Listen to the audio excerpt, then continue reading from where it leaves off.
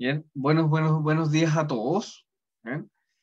Vamos a entonces a volver aquí a el módulo del aula virtual para comenzar nuestra clase. Bien. Vamos a recordar algunas cosas de el tema. Vamos a recordar un poquito el tema de lo que estamos viendo. Vamos a dejar esto acá. Ya. Acá. Bien. Veamos el objetivo de aprendizaje. Espero que se vea bien porque, como les decía, tengo un problemita con el Zoom. Si minimizo, por ejemplo, la pantalla, no veo nada. Bien, vamos a dejar esto un poquito más acá. Y comenzamos. Recordemos que nosotros estamos viendo dos objetivos de aprendizaje. ¿Bien?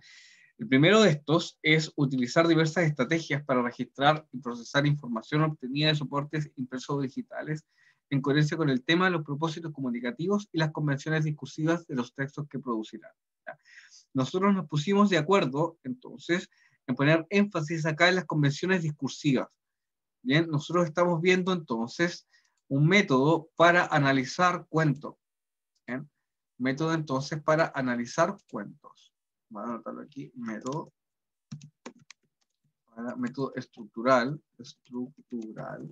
para analizar cuentos. Hemos leído una serie de cuentos ya que nos han permitido entonces visualizar esta estructura que ya estamos viendo. Bien. Después dice buscar y evaluar y seleccionar rigurosamente fuentes disponibles y soportes impresos y digitales considerando la validez, veracidad y responsabilidad del autor. ¿Ya?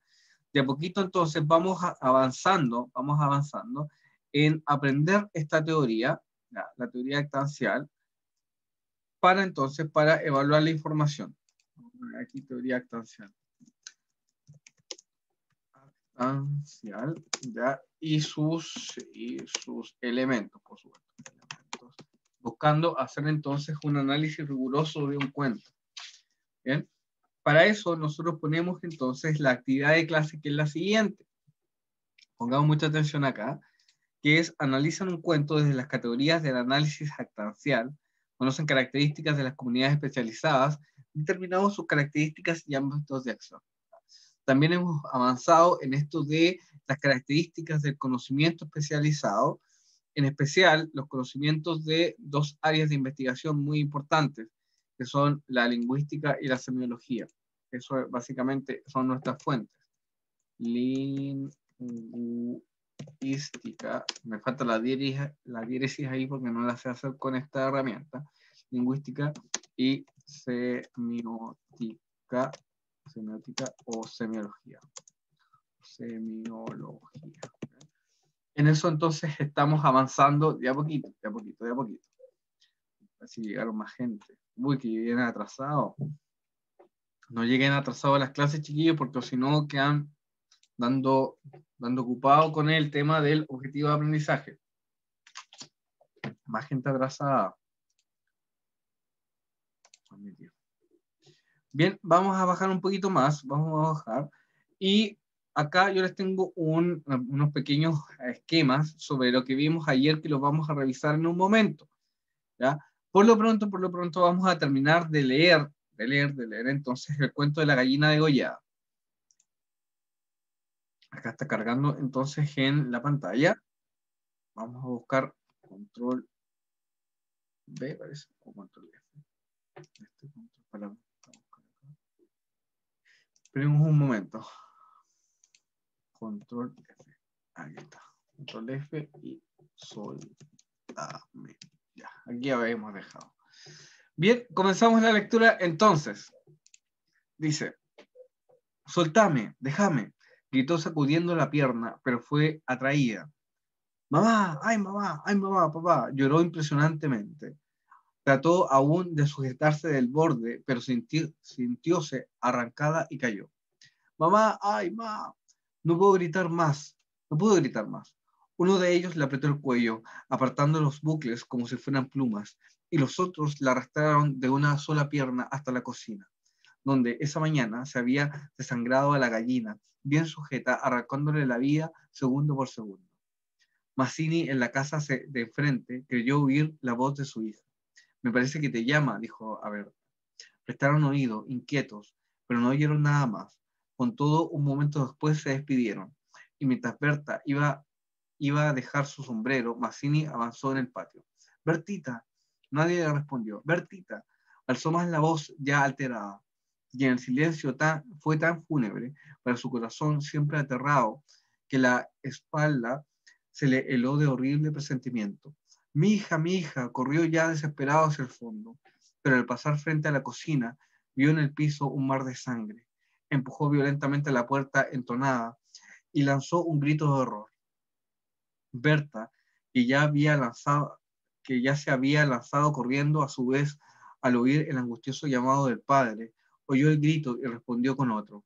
Pero al precipitarse en la cocina, Mazzini, lívido como una muerte, se interpuso conteniéndola. No entres, no entres.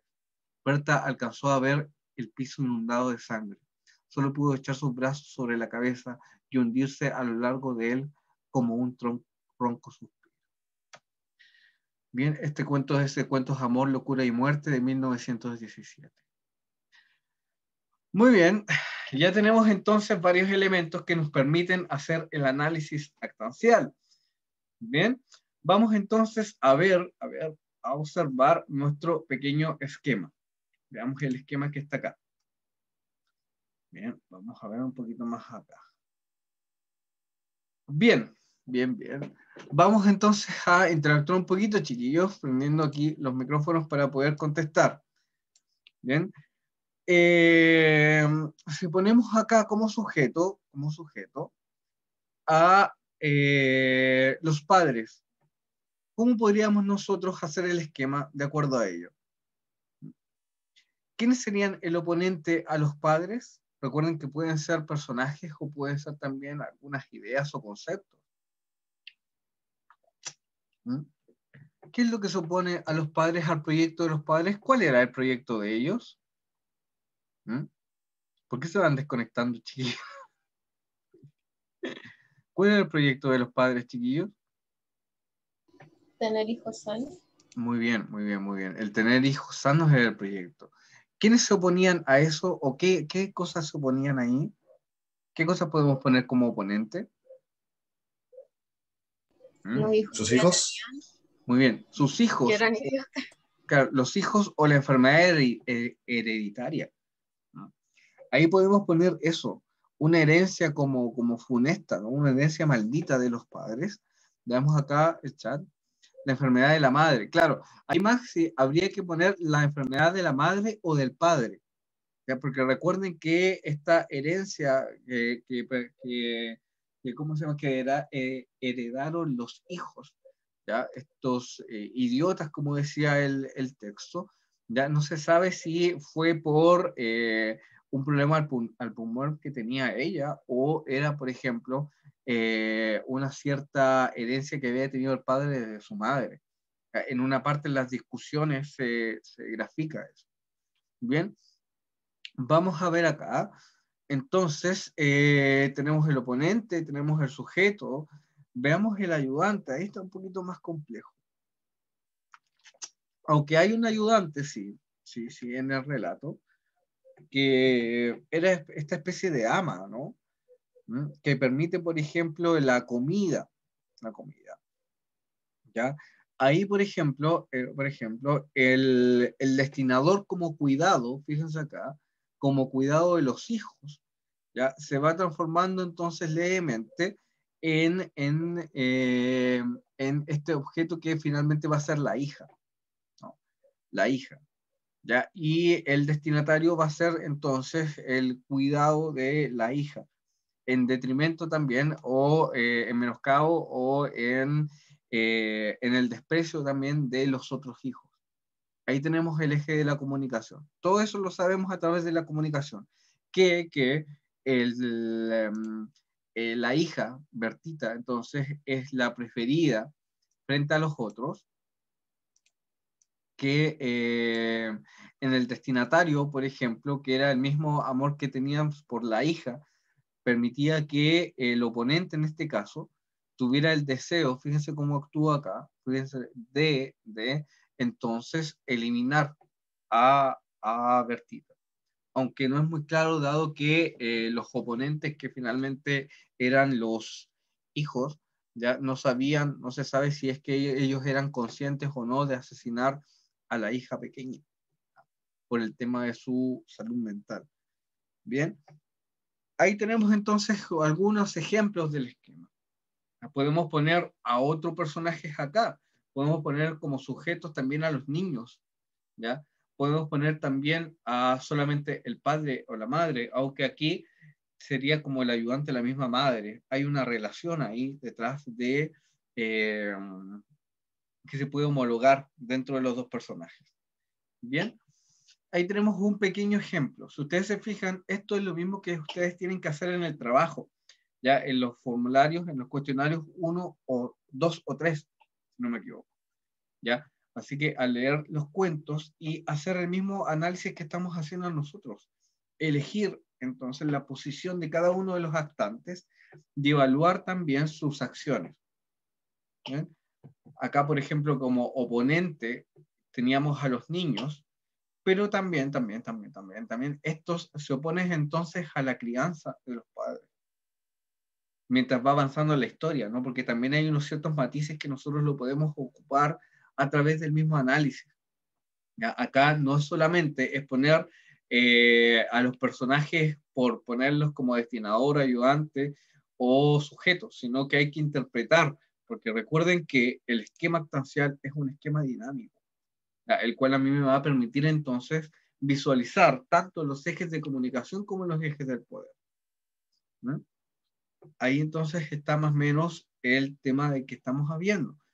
¿Ya? ¿Chiquillos tienen alguna duda con respecto a esto? ¿Mm? ¿Les parece muy complicado o ya mediante los ejemplos que hemos estado dando se le están aclarando un poquito las acciones? A mí me gustaría mucho saber qué están opinando ustedes sobre lo que estamos haciendo. ¿Mm? Yo ya como que le agarré Ujú, la maña, por decirlo de cierta forma. ujú, Pero de hecho lo que más me interesa son como las variables. Por ejemplo, lo que le preguntaba el otro día de si ujú, el destinatario puede ser a la vez oponente. ujú. Claro, claro, porque ahí como el esquema es ¿cómo se llama? Es dinámico. Uno puede poner distintos personajes como sujeto, si tú te fijas, ¿ya? Y por supuesto que las relaciones se van a dar de forma distinta. Por ejemplo, nosotros pusimos como oponente a los niños, ¿ya? Pero podríamos haber puesto como oponente, por ejemplo, la misma enfermedad. Poner entonces a los niños como sujetos, a los idiotas, y el oponente a la enfermedad, por ejemplo. Usted se fija, la enfermedad mental. Ahí hay un dinamismo que me permite entonces a mí visualizar. Y fíjate tú que, por ejemplo, si ponemos eso, ponemos a los niños como sujeto, ponemos como oponente a su enfermedad, y como su objeto de deseo no va a ser eliminar solamente a la hermana, sino que va a ser una búsqueda de complacencia. Ya va a ser una búsqueda de ser útiles. Fíjate tú en lo complejo que puede ser, ¿ya? En ser útiles o de imitar. ¿Se acuerdan que los niños imitaban? Una de las características que ellos hacían por su enfermedad mental solamente podían hasta cierto modo imitar, nos dice ahí Horacio Quiroga. Entonces ellos como objeto querían imitar entonces la acción del ayudante que era la cocinera. ¿Ya? ¿Cómo lo imitaban entonces? Ya asesinando a un objeto parecido a una gallina. Si ustedes se fijaron, por ejemplo, Bertita en una parte tenía un vestido como vuelitos. No sé si ustedes se fijaron en la lectura, estaba acá. Estaba acá. Vamos más abajo. Más abajo. Veamos. Dice, uno de ellos le apretó el cuello apartando los bucles, como si fueran plumas, si ustedes se fijan. Los bucles como si fueran plumas, entonces ellos estaban pensando que estaban matando, por supuesto, una gallina. No era la hermana, sino que era una gallina, ¿no? Y eso también lo hace un poquito siniestro, ¿no? En cuanto al destinatario, que se supone que era buscar una complacencia, buscar hacerse notar a través de esa acción, pero finalmente termina siendo una acción macabra. ¿Mm? No sé si ahí ustedes lo pueden visualizar. Ahí usamos otro personaje, otro actante como sujeto y cambió el esquema. ¿Sí? ¿Se dieron cuenta de eso, chiquillos? Sí, sí, sí, sí, sí. Eso es lo que me gusta del esquema, muy variable. Claro, claro, porque ahí te permite. Y por ejemplo, si ustedes tienen dudas, gracias a ella también por contestar, fíjense en los ejes de comunicación, ¿ya? Sí, sí, gracias a ella. Por ejemplo, si tienes dudas, fíjate aquí en los ejes de comunicación.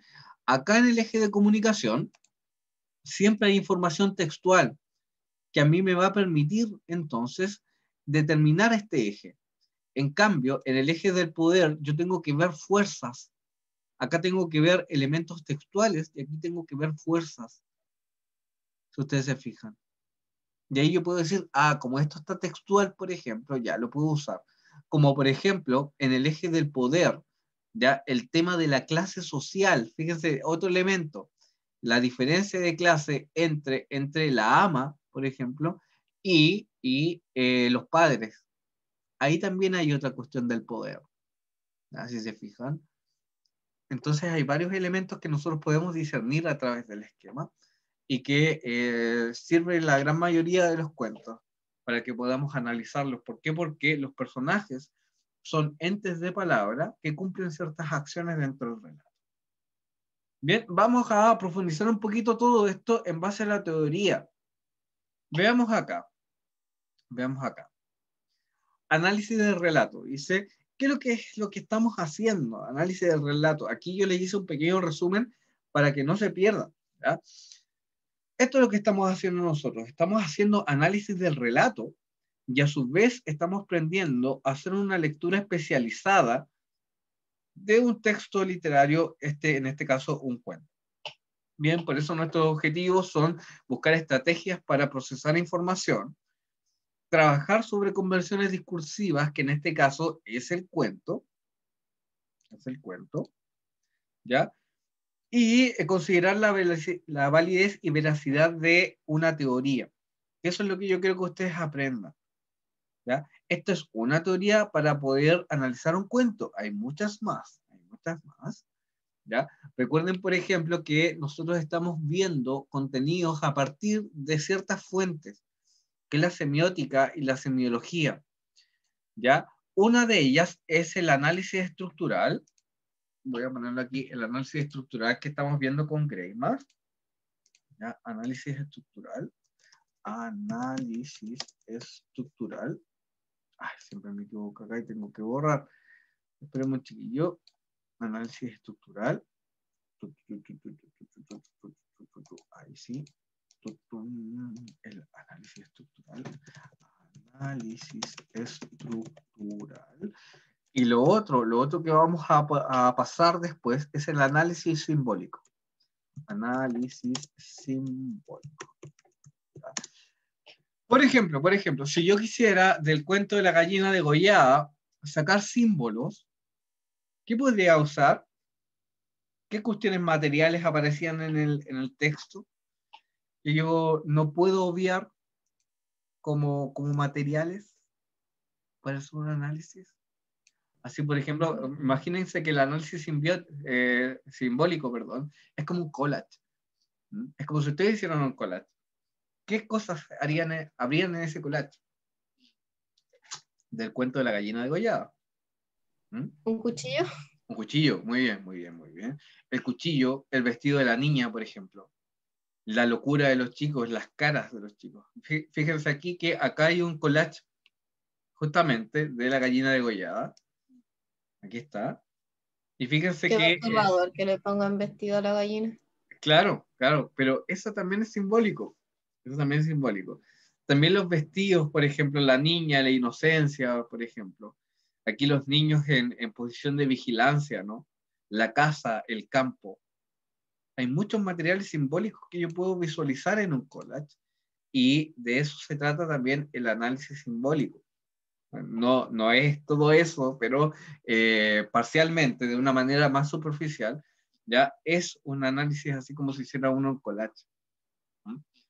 Y también sirve mucho para entender los símbolos y cómo funcionan en las obras narrativas. Muy importante. Recuerden que la obra narrativa es una obra que está intencionada. Y como está intencionada, todos los elementos son de carácter simbólico, semióticos, y que son muy importantes para el texto. Bien. Veamos acá y recordemos un poquito la materia. Análisis del relato. Modo de organización sintagmática de significación. ¿Ya? Una manera de segmentar el texto reconociendo ciertas regularidades y modelos previsibles de organización narrativa. ¿Ya? Recordemos que lo sintagmático, ¿ya? En lingüística tiene que ver con un orden. Lingüística. ¿Ya? Tiene que ver con un orden. ¿Ya? Y ese orden nos lo dan la herramienta del lenguaje. ¿Ya? ¿A qué me refiero con esto? Parece que voy a admitir a alguien que acaba de entrar. Ya que el lenguaje como herramienta es un lenguaje articulado. Lenguaje articulado. Vamos aquí. Lenguaje articulado. ¿Ya? En el cual, vamos a poner eso, en el cual las elecciones son significativas. Veamos un ejemplo. Pueden visualizar este cuadro que está acá, chiquillo, que a mí me interesa mucho que lo veamos. Sí, profe. ¿Ya? Por ejemplo, ayer yo estaba buscando material y dije, ya, voy a ponerle esto del sintagma paradigma que se lo grafiqué acá la otra vez, ya que se lo hice así con color amarillo. Voy a repetir eso, entonces se lo hice acá con amarillo. Y uno puede, por ejemplo, cuando les hacía el ejemplo de la niña que canta, ¿se acuerdan de eso? Que íbamos nosotros segmentando y sustituyendo esa oración. ¿Bien? Aquí es lo mismo. Por ejemplo, el eje sintagmático, ¿ya? Palabras asociadas, dice, o temas formales, y eje sintagmático, paradigmático y sintagmático, reglas de combinación. Fíjense acá que entonces, cuando esto dice que es un modo de organización sintagmática de la significación, es porque, y vamos a ponerlo acá, porque el cuento, entonces, tiene reglas de combinación. Eso tenemos que tenerlo muy claro. Los cuentos tienen reglas de combinación. MB, combinación. ¿Ya? Eso es muy importante para poder comprenderlos también y comprender su estructura. Fíjense en la elección que puso acá, quién hizo este pequeño fotograma de un PowerPoint. Veamos acá. Dice, fíjense, Al-Qaeda dice acá, ¿lo logran ver? ¿Sí? ¿Sí? Fíjense en todas las palabras de las reglas de combinación que pueden haber. ¿Mm? Pero la pregunta es la siguiente. ¿Qué creen ustedes? ¿Será lo mismo decir que son terroristas a que son, por ejemplo, libertadores? ¿Será lo mismo? Chiquillos ahí, ¿significarán lo mismo o no? ¿Dará lo mismo decirlo así? ¿Qué creen ustedes, chiquillos? Yo creo que no. Por supuesto que no. Hay condiciones ideológicas y muchas cosas que se abren a través de la elección paradigmática de la palabra, si tú te fijas. ¿Ya? Al igual que en el cuento.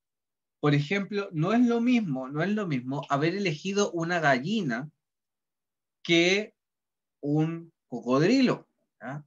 O un yacaré, como hay allá por allá por Uruguay o Paraguay, que le dicen yacaré, que son cocodrilos gigantes.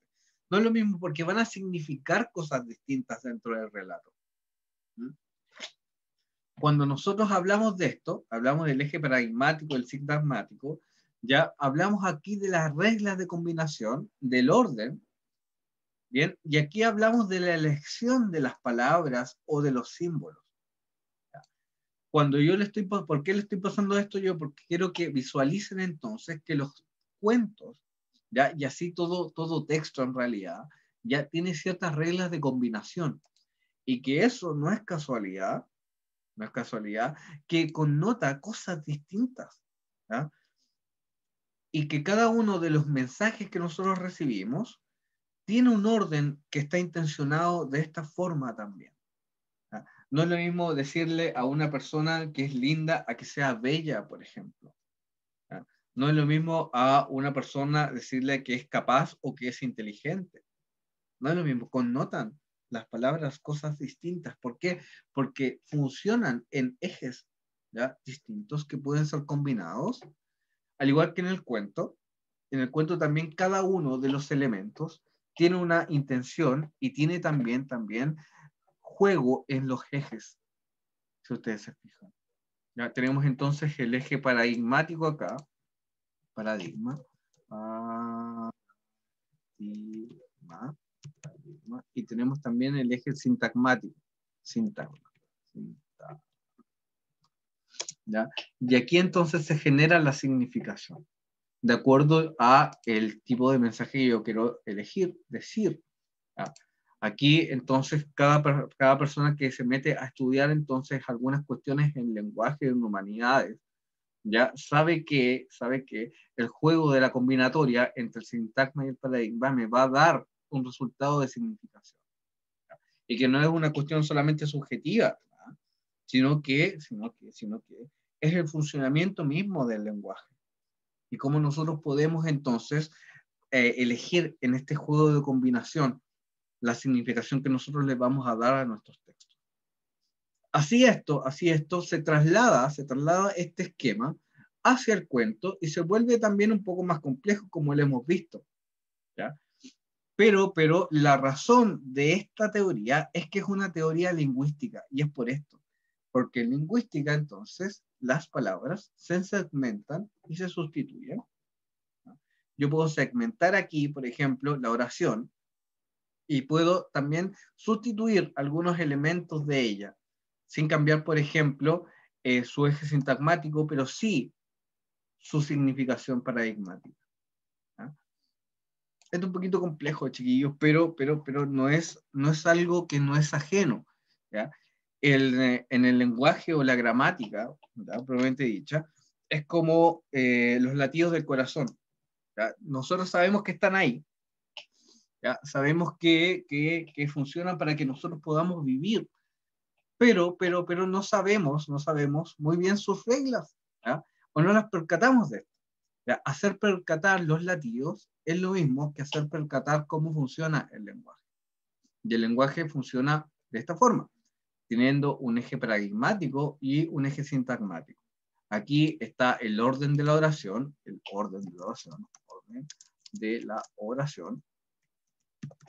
y aquí están los significados que yo elijo para entonces procurar hacer mi acción de comunicación. Bien, vamos más abajo. Veamos acá. Voy a cambiarle el color porque ni yo veo. Ahí está. Vamos a poner uno azul. Bien. Más abajo, acá tenemos un ejemplo de sintagma y paradigma, ¿no? Me senté en el banco, me tiré en el sofá, me tumbé en la cama. Todas estas palabras, todas estas oraciones, perdón, ¿ya? Todas estas oraciones están bien formuladas sintagmáticamente, ¿ya? Son ordenaditas, tienen entonces un sujeto, verbo, objeto y predicado. No tienen predicado, pero tienen un objeto acá. Y tienen un eje paradigmático, que es el cual entonces se puede elegir. ¿Bien?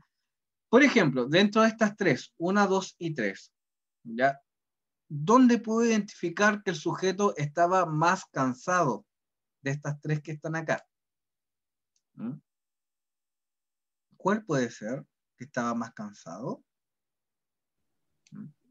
¿Cuál puede ser entre la 1, la 2 y la 3? ¿Dónde puedo identificar que el sujeto estaba más cansado? ¿Cuál es más significativo que para ustedes? ¿Será me senté, me tiré o me tumbé? ¿Mm? ¿Cuál estaba más cansado? ¿Mm? ¿Cómo habrá llegado este No sujeto tiré, que muestra aquí quizá. en el ejemplo? ¿Dónde habrá estado más cansado? ¿Cuál será? ¿Cuál será? ¿Cuál será? ¿Cuál será? ¿Cuál será? Bueno, para mí, a mí me parece que tumbarse es como más cansado, es como más... Uno llega más tumbado a la cama, ¿ya? Tiré es como ya tirarse, y sentarse es algo como un poquito más pasivo, ¿no? Fíjense cómo entonces el lenguaje en sus dimensiones connotativa y denotativa nos van dando referencias a cómo podemos significar entonces una oración. Bien, vamos entonces a bajar en un momento acá. Okay, acá. Vamos a recordar esto y ya vamos a volver. Bien, nos quedan 2 minutos, entonces voy a pausar la grabación y volvimos. ¿Ah? Muy bien. Ya, chiquillos, tenemos entonces recordar algunas cositas de los ejes. ¿Ya? ¿Para qué estamos recordando esto de los ejes? Me van a preguntar. ¿Por qué? Porque hay que saber que el cuento ya tiene reglas de combinación, al igual como nuestro lenguaje cotidiano. ¿Ven? Al igual que nuestro lenguaje cotidiano, entonces, ¿ya? El cuento tiene ciertas reglas, entonces, de combinación. Veamos entonces qué nos dice el texto que está acá. Organización sintagmática de la significación. Segmentar, reconocer regularidades y modelos de la organización narrativa vinculados a estereotipos y conductas humanas. ¿Bien? Esto es lo que hacemos esencialmente cuando organizamos, ¿ya?, nuestro cuento mediante el análisis actancial. ¿Ya? ¿Cómo lo hacemos entonces? ¿Qué hacemos nosotros? Vamos segmentando y reconociendo regularidades. ¿Ya? Esto entonces es la realización del análisis actancial. Muy importante. Entonces, ¿qué es lo que hacemos? Segmentamos el texto, vemos entonces ciertos fragmentos, reconocemos regularidades y modelos de organización narrativa vinculados a estereotipos de conductas humanas. ¿Ya? Eso es más o menos lo que hacemos con el análisis actancial. ¿Ya? Segmentamos entonces ciertos elementos, ¿ya? Reconocemos regularidades dentro de las acciones de los personajes y vemos también estereotipos o conductas humanas, como por ejemplo un ladrón actuaría, como por ejemplo un héroe actuaría. También nos han tocado todavía algunos cuentos sobre héroes, pero ya podemos reconocer algunas cosas que son en común de ellos. Organización actancial del relato, dice. Acceder al relato literario y atribuirle un número limitado de sentidos condicionados a la referencia social. ¿Ya? ¿Para qué va a servir este número limitado? ¿Ya? Para poder entonces conducir, lo voy a escribir acá, ¿para qué hacemos este análisis? Para poder conducir la interpretación. ¿Ya? Por eso lo estamos haciendo también, poder conducir la interpretación. ¿Para qué? Para que lo realizamos entonces, vamos a poner acá, lo realizamos para extraer del texto su funcionamiento mediante sus referencias textuales. Lo que pretendemos hacer. Vemos acá, relaciones semióticas dentro del relato. ¿Ya? Nosotros vemos cuando vemos el mismo análisis actancial, recordemos que eso es lo que estamos viendo. Voy a borrar esta línea que está acá. Eso es entonces lo que estamos viendo. Ya vemos relaciones de oposición, relaciones de permanencia y cambio, y que los personajes concretan sus proyectos y su ser y qué hacer.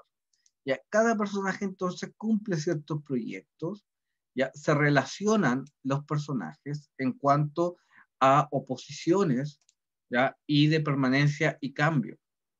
¿Ya? Hay movimiento dentro del cuento, ¿ya? Y el movimiento se grafica en las relaciones entre los personajes. ¿Bien?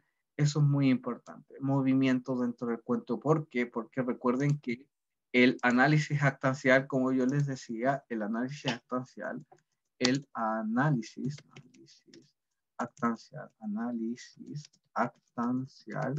es dinámico. Por tanto, en el eje, vamos a poner aquí eje dice, en el eje, vamos a poner comillas sujeto, puedo disponer de distintos personajes para cambiar entonces la dinámica del esquema. Muy bien. Veamos acá. Estructuras presentes en el relato. Los antónimos, por ejemplo, un personaje sombrío o luminoso, complementarios, casados, solteros, vida o muerte. Por ejemplo, los padres en el cuento de la gallina degollada eran complementarios, si ustedes se fijan. O reversibles como cara o cruz. Hay personajes que van a cambiar, por ejemplo, en un cuento, ya que cambian su forma de ser. Y esos personajes también son muy interesantes. En otra nomenclatura, ya en otra forma de entender la teoría del cuento, estos personajes se cambian por dinámicos. No sé si ustedes han escuchado eso, por dinámico. ¿Ya? Los reversibles y los personajes dinámicos son muy parecidos. ¿Ya? Son cara o cruz, van cambiando entonces de parecer. Son estos personajes como camaleónicos que aparecen en las novelas o en los cuentos. ¿Ya? Tenemos entonces ciertas relaciones. ¿Ya? Las estructuras entonces, voy a poner aquí las estructuras del cuento. Las estructuras se basan en relaciones de oposición.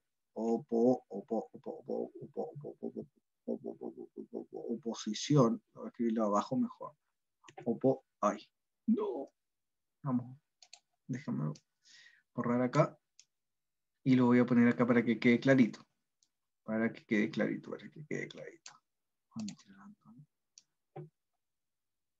Ya.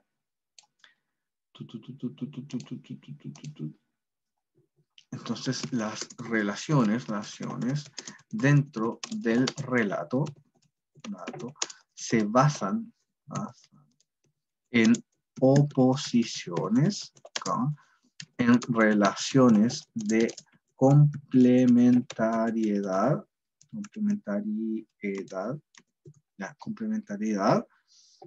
y o relaciones reversibles, siempre en atención al programa narrativo de los actantes. Recuerden que el programa narrativo son los objetivos que persiguen. Los objetivos. Vamos a poner acá abajito los objetivos. Los objetivos perseguidos.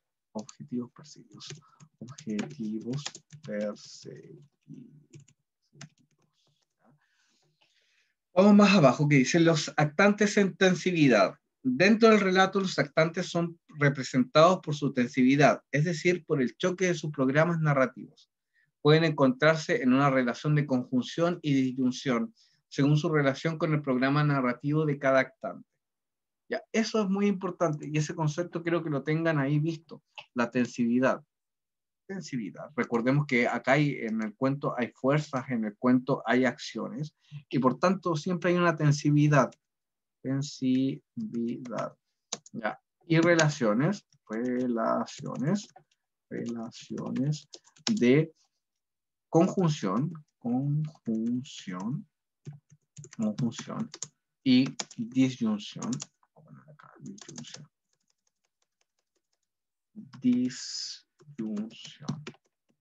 De acuerdo al programa, por supuesto, narrativo de los actantes, que son sus objetivos perseguidos. Bien, ahí tenemos entonces un poquito más, vamos avanzando, si ustedes se fijan, vamos teniendo ejemplificación y a su vez teoría. Y así muchas veces vamos a trabajar en este ámbito ya de conocimientos más especializados, en lingüística también, y en esto que son las características del análisis actancial. ¿Ya?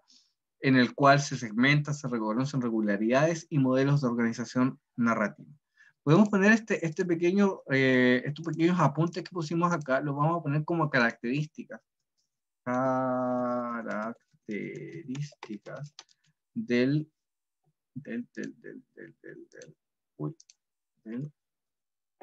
modelo, entonces, del modelo, vamos a ver aquí, modelo actancial. Ya si tienen alguna duda, por ejemplo, nos vamos a remitir siempre a estas características que están acá, ¿ya? Para dejarlos ahí bien en claro, entonces. Bien. Entonces tenemos que las características del modelo actancial, ¿ya? Se realiza un modelo de análisis actancial donde se segmenta, se reconocen regularidades y modelos de organización narrativa vinculados a estereotipos o conductas humanas, ¿ya? Dice para poder conducir la interpretación, para eso sirve, ¿ya? Este es el objetivo, para poder conducir la interpretación. Lo realizamos para extraer del texto su funcionamiento mediante sus referencias textuales. Ya, dice el análisis actancial es dinámico, por tanto, en el eje sujeto, puedo disponer de distintos personajes para cambiar la dinámica del esquema. Las realizaciones dentro del relato se basan en oposiciones, en relaciones de complementariedad o relaciones reversibles, siempre en atención al programa narrativo de los actantes, que son los objetivos perseguidos por estos mismos, ¿ya? Y siempre están entonces en una relación de tensividad. ¿Qué es lo que era esto? Entonces, las relaciones de conjunción y disyunción. Bien, ya chiquillos, tenemos eso entonces. Yo les quería hacer una pregunta para ir finalizando, ¿ya? ¿Les gustaría que hiciéramos una especie como de verdadero y falso la clase que nos queda el miércoles, chiquillos? Para ir así como haciendo como un juego, porque ya el miércoles nos va a tocar media hora y no vamos a alcanzar a leer otro cuento. Ahí ya yo los tengo que dejar solitos con el formulario 2 o 3. Recuerden ahí, que tenemos que seguir entonces y hacer el análisis actancial, ¿ya? ¿Qué les parece, chiquillos, si hacemos una especie de verdadero y falso, a ver si podemos concretar un poquito el aprendizaje? ¿Chiquillos? Yo encuentro que sería más para variar. Ya podríamos hacer eso, porque yo sé que a veces les puede parecer un poquito tedioso la lectura, pero es que hay que leer. No queda otra forma de hacerlo, ¿ya? Yo les voy a quedar comprometido entonces con eso, con hacer entonces el verdadero y falso para mañana, ¿ya? Y ustedes se tienen que comprometer obviamente a realizar ya sea el formulario 2 o el 3, elegir un cuento entre la mano del mono, la pata de mono, y ¿cómo era el otro? El Ruiseñor y la Rosa, ¿ya? De Oscar Wilde, ¿ya? Y ahí entonces tenemos la segunda parte de nuestra evaluación y vamos a hacer entonces esta dinámica de verdadero y falso para que podamos entonces tener incluso otra nota más, puede ser, ¿ya? Sí, lo voy a hacer en un formulario igual, ¿ya? Así que ahí lo vamos a ir comentando, lo vamos a realizar en conjunto y lo vamos comentando. Bien, entonces quedamos hasta acá, chiquillos. Los dejo un ratito más para que puedan descansar para la otra clase, ¿ya? Espero que les esté gustando la materia. No, lamentablemente no tengo mucho feedback de ustedes, pero me parece que se está entendiendo, ¿ya? Para mí también es nuevo pasar esto, nunca lo había pasado. Pero yo sé que ustedes pueden comprender. ¿Bien? Ya, chiquillos, un abrazo. Nos vemos mañana. Chao, profe, que lo vi bien. Ya. Estanastro. Creo que es Estanastro. No sé. Ya, chiquillos, que estén Son bien, unos cantantes, profe. Ya, Escúchelo. pero mande. Mire, le mando el link. Ya, mande, pero ya, bueno, ya. Ya ahí lo voy a escuchar ahora. Tiene que dar like. Y voy a copiar el link. Chao, profe. Ya nos vemos, cuídense. Chao. Chao. Y finalizamos.